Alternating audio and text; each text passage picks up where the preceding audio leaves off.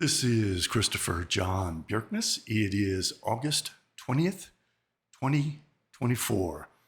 Candace Owens has caused quite a firestorm lately, discussing things that I've been saying for decades. I've written numerous books on these subjects.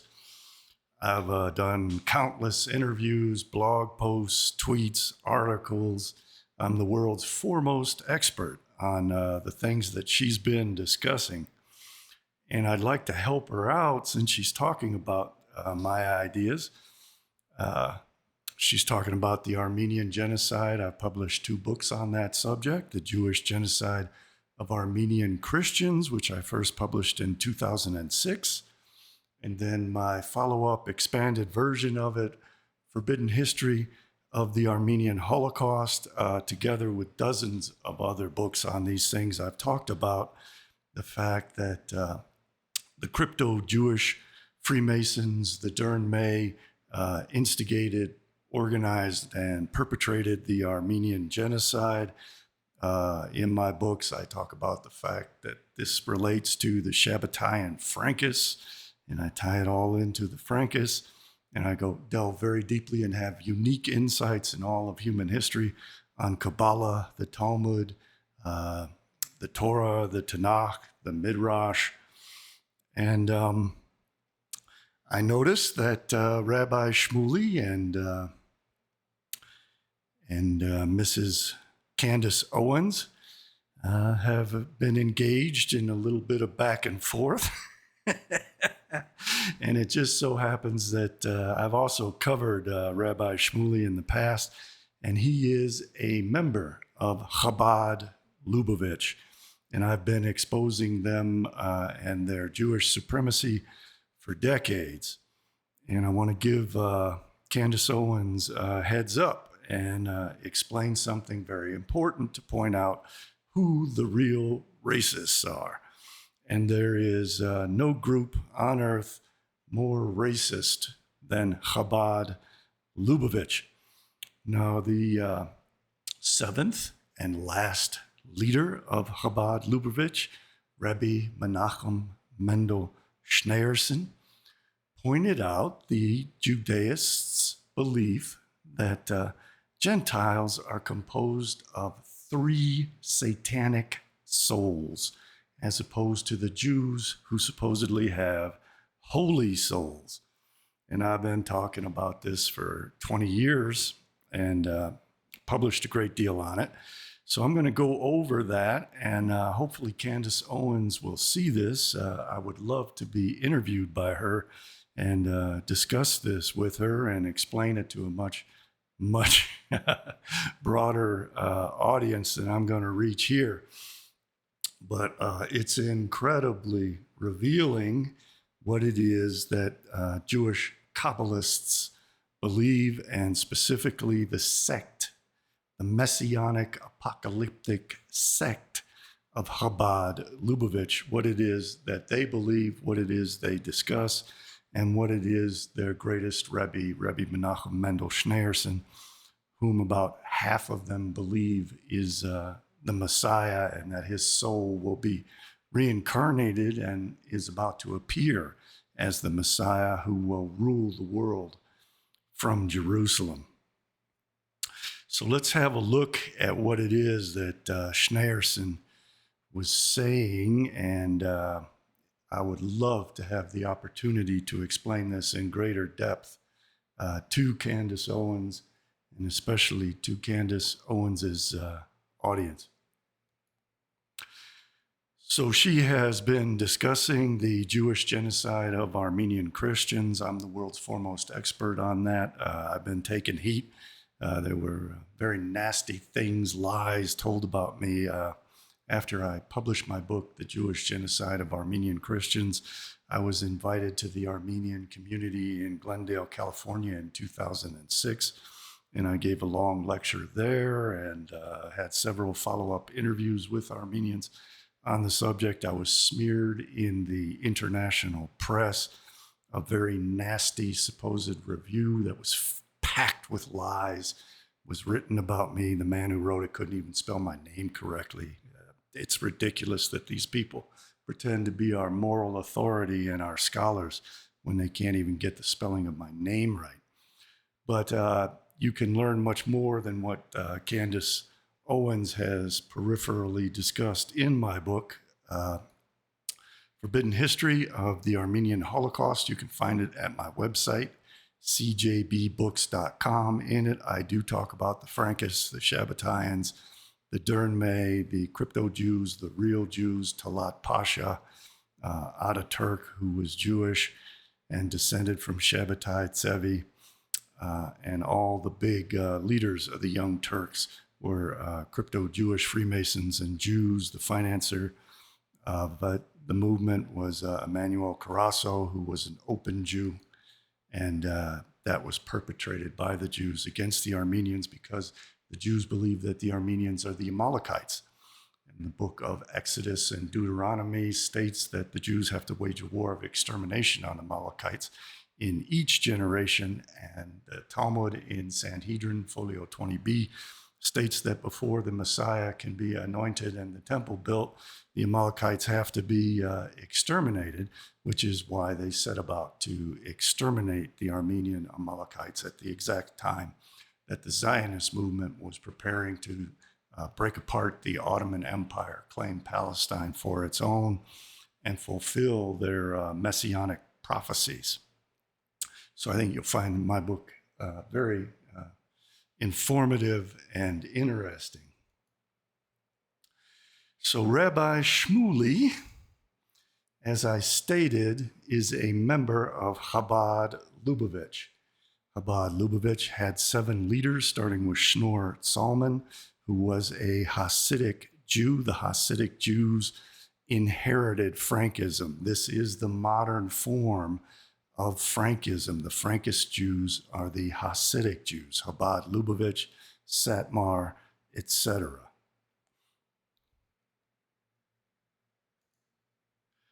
Schneerson, who was their leader, died in the 90s, was thought by many of them to be the Messiah whose soul will be reincarnated and rule the world, wanted us all to be forced to obey the Noahide laws. All non-Jews should have to be forced to obey the Noahide laws, which compel the beheading of Christians, Hindus, and other idolaters. Rabbi Menachem Mendel Schneerson discussed Shneur Zalman, the first Rebbe's book, the Tanya, and talked about the Lurianic kabbalistic concept that Gentile souls are composed of 3 satanic spheres: the cloud, the wind, and the fire. And I'm going to explain where all that comes from. But the Lubavitcher Rebbe, who Rabbi Shmuley is proud to display above his head while talking to Robert F. Kennedy Jr., who evidently owns a painting of this racist Rebbe. The Rebbe said, the difference between a Jewish and a non-Jewish person stems from the common expression, let us differentiate. Thus, we do not have a case of profound change in which a person is merely on a superior level.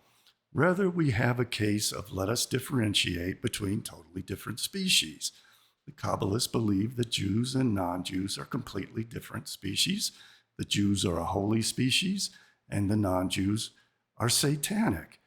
This is also referred to as the holy side, the right-hand side, and the front side. And the non-Jews are referred to as the other side, the left-hand side, and the buttocks, the backside with the anus in it. Let us differentiate. Thus, we do not have a case of profound change in which a person is merely on a superior level.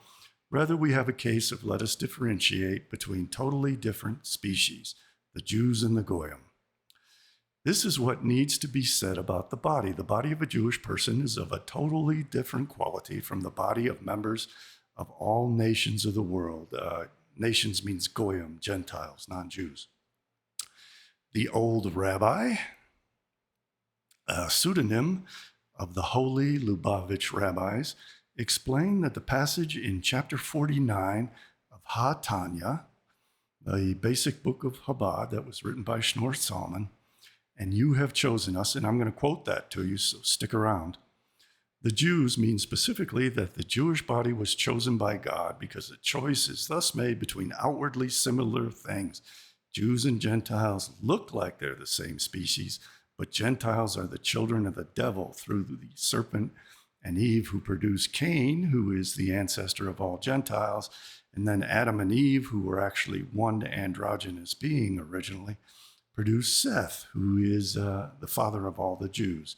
And then a curse was put on the serpent for doing that, and the Jews and Gentiles have been at war ever since.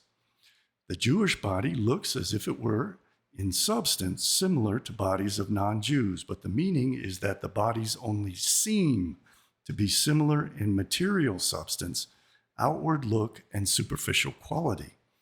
The difference of the inner quality, however, is so great that the body should be considered as completely different species. What could be more racist than that, claiming that the Jews are part of God and the Gentiles are satanic? This is the reason why the Talmud states that there is an halakhic difference, a difference in the law, in attitude about the bodies of non-Jews as opposed to the bodies of Jews. Their bodies are in vain. That comes out of Isaiah. An even greater difference exists in regard to the soul. Two contrary types of soul exist. A non-Jewish soul comes from the three satanic spheres, while the Jewish soul stems from holiness. So now I'm going to give you the whole evolution of this racist conception that the Jews have holy souls and that the Gentiles do not. The Jews have animal souls and then holy souls above that, but the Gentiles only have three satanic souls of cloud, wind, and fire, which derive from the fact that they are literally believed to be the seed of the serpent who impregnated Eve in the Garden of Eden to produce Cain, and all Gentiles are supposedly the progeny of Cain and must be eliminated, cut off like the foreskin, because Gentiles are thought to be the foreskin.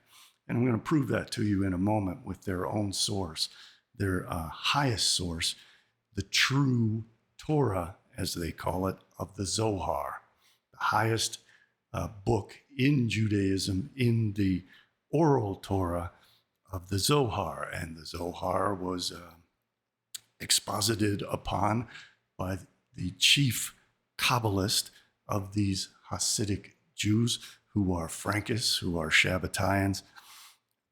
Isaac Luria had a student named Chaim Vital who wrote a book called Etz Chaim, the Tree of Life. And in that, he recorded Isaac Luria's beliefs, and Isaac Luria specified that Gentiles have three satanic souls. And that's how it found its way into the Tanya, written by the first Lubavitcher, Rabbi. So this is the Tanya. It is from the official Chabad website. It is the end, the very last paragraph of chapter 1, and this is what the Rebbe was explaining when he said that Gentiles have souls from the three satanic spheres. For in the case of Israel, this soul of the Klippa is derived from Kelipat Noga, the shining shell, the shining husk, which also contains good, as it originates in the esoteric tree of knowledge of good and evil in Deat. The souls of the nations, meaning the Goyim, however, emanate from the other unclean Kelipat, which contain no good whatever. As is written in Etz Chaim, that's that book which explains Lurianic Kabbalah, Portal 49, Chapter 3, that all the good that the nations do is done from selfish motives. So the Gemara comments on the verse, this kindness of the nations is sin, that all the charity and kindness done by the nations is only for their self-glorification, and so on. So this is Chabad.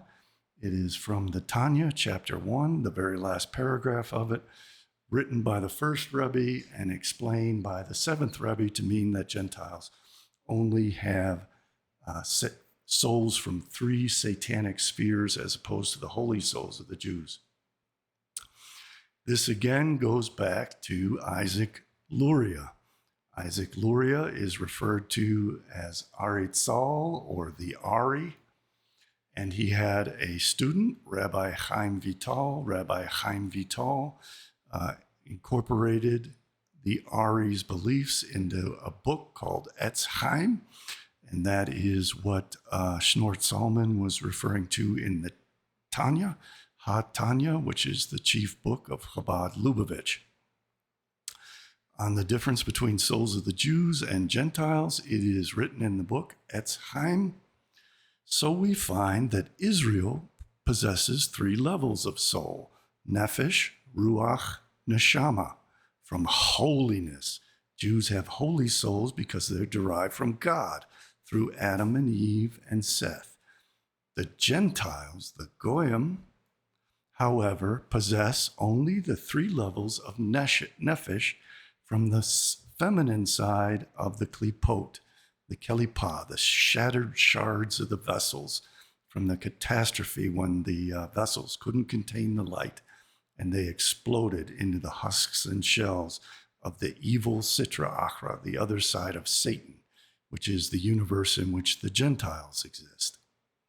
For the souls of the nations, which come from the klipot, from the shells and the husks, are called evil and not good, are created without the deat, without the knowledge, and therefore they also lack the ruach and neshama, the holier souls. And in the continuation there, this is also the secret of what Chazal said. It is forbidden to have mercy on one who lacks deat. So they have no mercy on the Gentiles. They are told in the book of Deuteronomy in chapter 7 and 20 to show no mercy on the Gentiles, but to completely exterminate them. For one who lacks deat comes from the klipat, lacking deat, knowledge. Deat is the hidden 11th Sephirot on the back of the Sephirotic tree of life. It can also be viewed as the roots of the tree of life and the kelipotic tree. And therefore, one who has mercy on him causes the spreading of the supreme mercy to the klipot as well. And that's very dangerous because they scapegoat the klipot for all their sins. And they call that the sweetening of the dinim. They pass off the judgment for all their sins onto the Gentiles. So they can't show the mercy of the Lord to the Gentiles. The mercy is on the right-hand side of the Sephirotic tree of life in Hesed. Samael, Satan, the father of the Gentiles, is on the left-hand side of the tree of life in Gevurah, in power, and is the din, the severity, the punishment, the judgment. So they believe that the Gentiles should be unjustly punished for their sins. So it's very important to never show mercy to Gentiles, but instead to have the punishments for their sins transferred over to the Gentiles so that the dinim, the punishments, are sweetened by scapegoating the Gentiles. And they sacrifice a goat every new moon and on Yom Kippur to pass over all their sins to obtain mercy from themselves, from Hesed, from Adonai, the Lord, from Hashem, the name.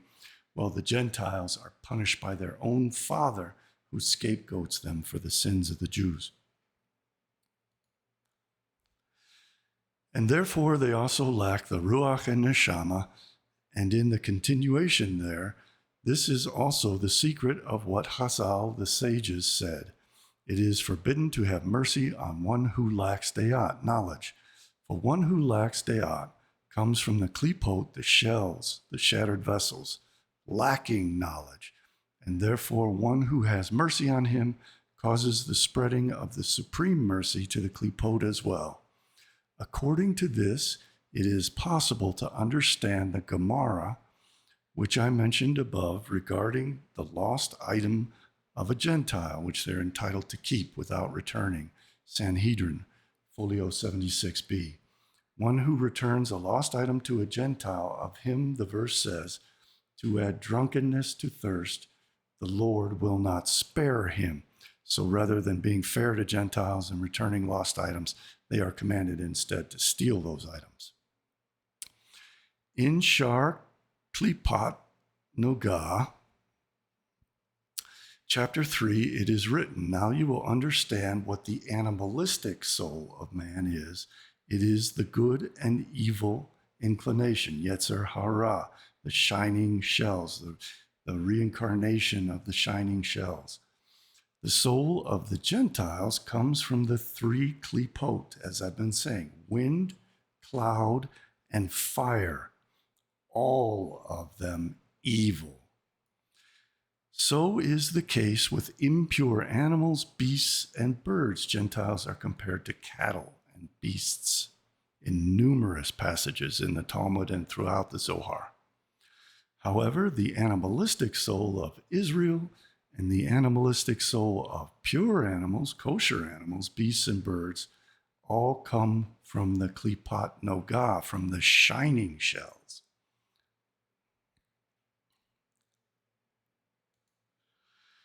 So they believe that there are different spheres and different levels of souls, and they have the animalistic souls for the Jews and then the holy souls on top of that. But for the Gentiles only have three, and they're all from completely evil spheres, cloud, wind, and fire. And I'm going to explain where all that comes from. But that is not only condemning the Gentiles to be the offspring of Satan and to have impure souls which cannot go to heaven, but instead are condemned to be nullified into primordial chaos and become nothingness. It also condemns every Gentile to be exterminated before the Jews enter into their messianic age, the utopia of the world to come, Olam Haba. And the Gentiles are considered to be foreskins. Foreskins are cut off. They are circumcised. So the Gentiles will be circumcised from existence because according to the Kabbalists, they are the evil klipot of the Sitra Achra, the other side. They are the shattered vessels of the evil other side. They have no good whatsoever, no redeeming qualities whatsoever, but instead are literally foreskins that have to be cut off, excised from existence. And that's what we see being done to the Palestinian people, who were called Amalek, like the Armenians, by the Jews of Israel, by their prime minister, Benjamin Netanyahu. And just as the Dern-Mage crypto-Jews of the Ottoman Empire called the Armenians Amalekites and then set about to exterminate every one of them, the Jews of Israel have openly called the Palestinians Amalekites and are setting about to exterminate all of them. Ultimately, Amalek represents the klipot, the other side of all Gentiles, who ultimately, as foreskins, must be cut off before the world to come arrives and the Messianic age begins. This is not simply derived from Lurianic Kabbalah, which arose in the 1500s, or the Tanya from the 1700s, or from Schneerson in the 1990s. This goes back to the Zohar. And the Zohar was written, I think, in the 1250s, around there, by Moses de Leon and attributed to Shimon bar Yochai, who was the classical Chazal, the sage, the rabbi, who said that even the best among the Gentiles deserves to be killed. In other words, all Gentiles must be killed. And that is recorded in the Talmud. That's a real authentic passage, as is everything I'm showing you and explaining to you. I have all the sources. Again, I'm the world's foremost expert on this. I've been talking and writing about it for decades. So in the Zohar, in volume 1, Bereshit, Genesis, in the beginning, in folio 47A, it really starts off in 46B and then goes through 47A to explain the nature of Jewish souls as opposed to Gentile souls. Rabbi Abba said that the living soul designates Israel because they are children to the Almighty. They are the literal offspring of God, whereas the Gentiles are the offspring of Satan. And their souls, which are holy, come from him. They are the Sitra Yemina, the holy side. The Gentiles are the Sitra Achra, the other side, the Sitra de Smola, the left-hand side, the back side. The Jews are the right-hand side, the Sitra Yemina, the holy side, the Sitra de Kedusha. From whence then come the souls of other peoples, meaning the Gentiles, the Goyim, the nations.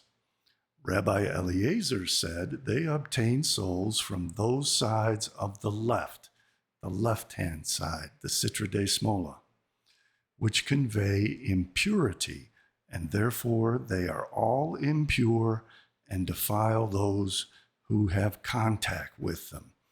I've discussed this and many other passages from the Zohar in my many books, which you can find at my website, CJBBooks.com. Please be sure and check that out. There's a lot to learn about this, and I can't hit it all in one presentation. This was from the Sonchina edition translation, English translation of the Zohar. A more recent one with much more annotations is the Pritzker edition from the famous, very wealthy, sponsored by the famous, very wealthy Jewish Pritzker family. Again, it is Bereshit, volume 1, folio 47A. Rabbi Eliezer added, this supports what we have said, Nefesh Chaya, souls of the living being Israel, who are souls of the supernal, holy, living being. In other words, souls of God. Cattle, meaning Gentiles, crawling things, and living creatures of the earth, other nations, the Goyim. It is summarizing these beasts as being the Gentiles, as the Goyim, other nations, who are not souls of the living being. In other words, not holy souls, not souls of God, but instead souls of Satan. Cattle, crawling things, and living creatures of the earth, other nations, the Gentiles, who are not souls of the living being, but rather foreskin, as we have said. And the Pritzker edition, Matt, I can't remember his last name, in note 1141, states other nations who derive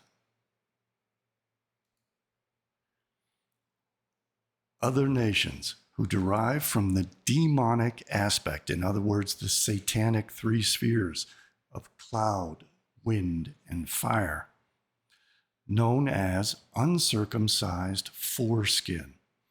And then it gives the other Zohar passages, which call the Gentiles foreskin and say that they need to be cut off, eliminated from existence, just as because they are Amalek, and the Jews have to wage a permanent war until Amalek is completely exterminated.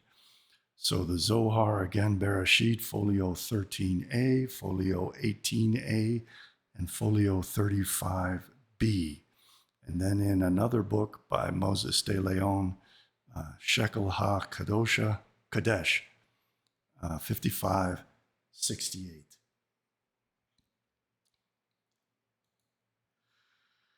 So this is the full kabbalistic lineage going all the way back to the Zohar, transferred to Chabad-Lubavitch through the Aritzal, Isaac Luria, whose Lurianic Kabbalah was captured by his student, Rabbi Chaim Vital. That was passed down to the Frankist, Shneur Zalman, who founded the Frankist Hasidic sect, Chabad-Lubavitch, and wrote a manual called the Tanya.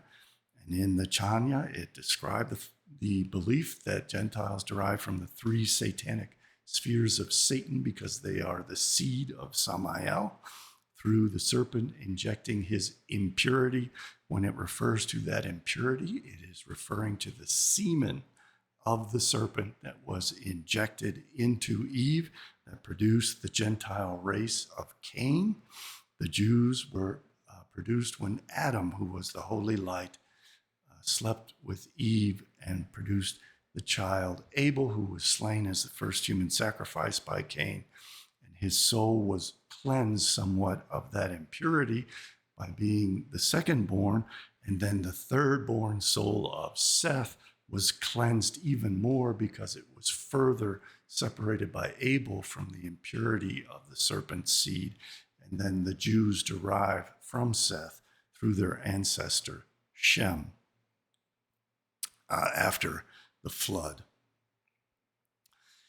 And so that passed from Zohar to Isaac Luria to Schneur Zalman.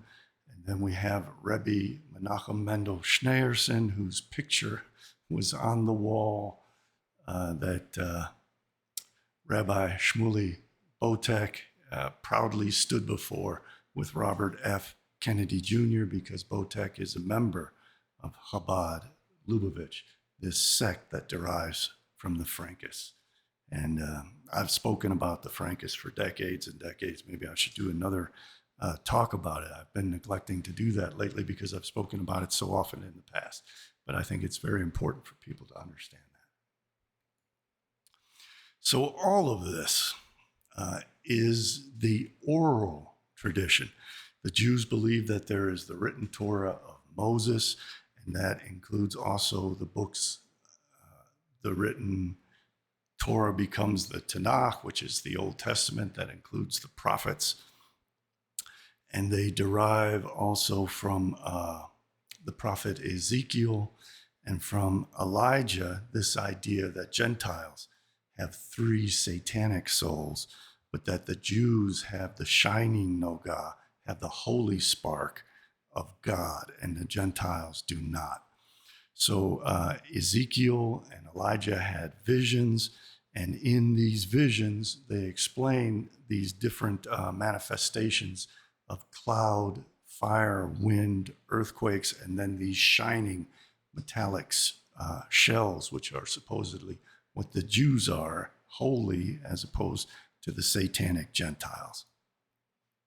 So in Ezekiel chapter 1:4, where it talks about his vision of the Merkavah, of the chariot, Ezekiel says, "Then I looked, and behold, a storm wind." Wind is one of the satanic souls of the Gentiles, was coming from the north.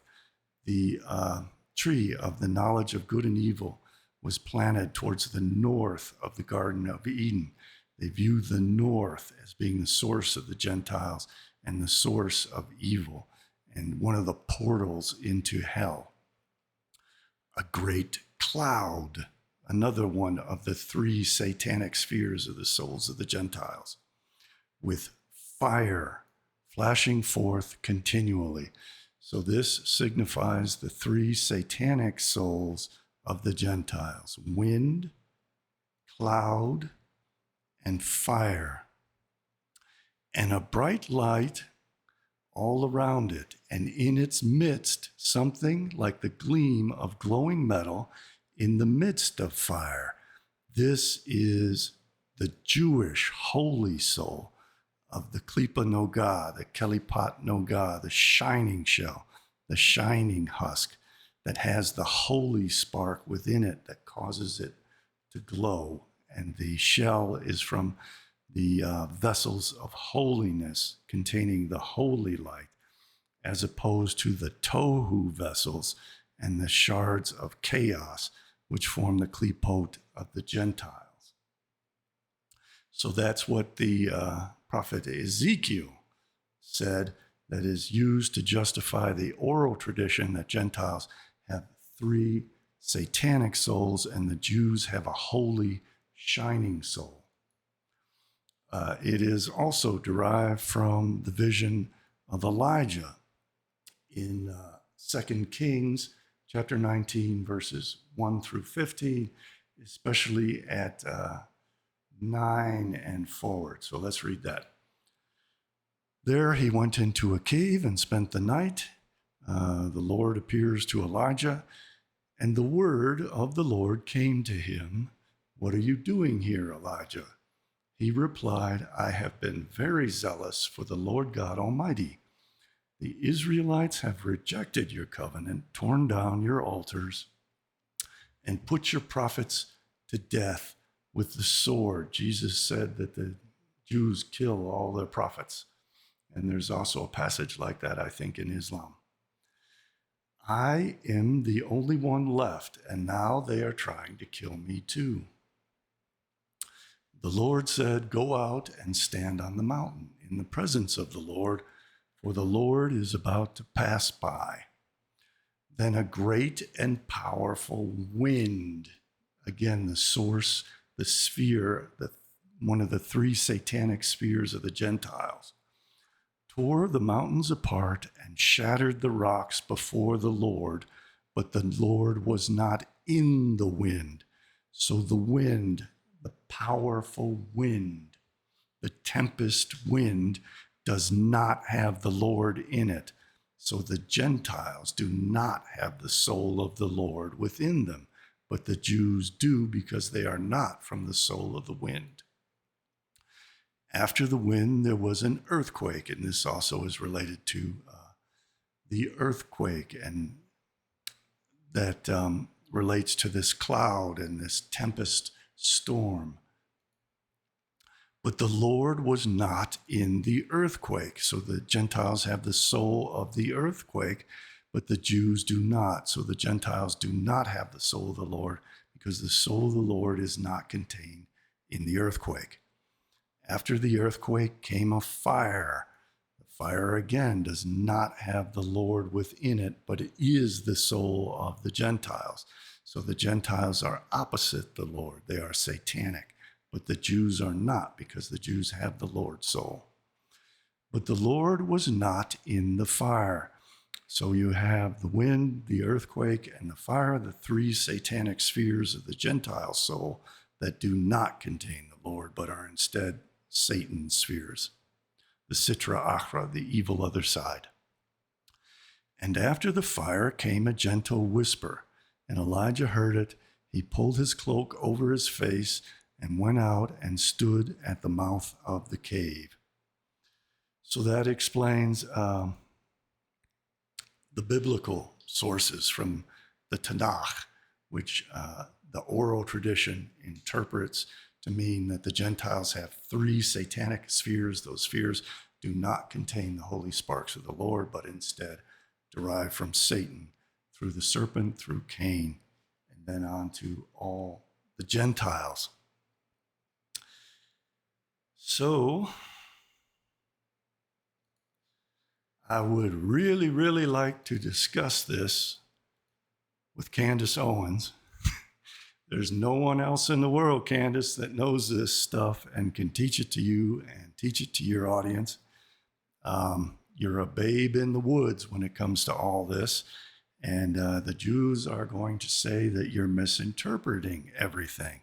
But I'm the one guy in the world who can prove that you are not misinterpreting it, that you are exactly correct. And then I can show all the sources and the derivative lineage of how these beliefs evolved and what they ultimately mean. And not only that, I'm the only person in the world who can explain to you and your audience what that portends for you and your audience, for me, and for all the rest of humanity. And I sincerely hope you get a chance to watch this and you contact me. You can contact me on Twitter. My Twitter account is at CJB Books. That's where I'm at. And anyone who wants to find me, you can also find a link to my social media on CJBBooks.com. You can find my books on these subjects specifically the things that Candace has been focusing on, you can find in my books, Beware the World to Come, The Forbidden History of the Armenian Holocaust, and Rise Above the Gods Who Hate Us. And please look forward to more of my presentations. I also have a YouTube channel, CJBBooks.com. I'm on Odysee and BitChute. Please subscribe to my X channel. And I look forward to speaking with you, Candace. If you ever get a chance to see this, I can definitely provide you with everything you need. I can help you out if there are ever court cases which arrive from this. I can give you expert witness testimony, and I can provide you with all of the source material which will vindicate, validate, and demonstrate what you have been saying, despite all the vicious slanders and libelous defamatory comments that have been made against you. And please do contact me. If anybody can arrange that, I would be very grateful to you. Please like, share, and subscribe. Thank you all for listening. I want to thank all of my wonderful donors who have kept me going so that I could do this. Thank you so much. I'm tremendously grateful to all of you. Thank you to everyone who has been reposting my stuff. And I'll see you guys next time. Take care for now. Bye-bye.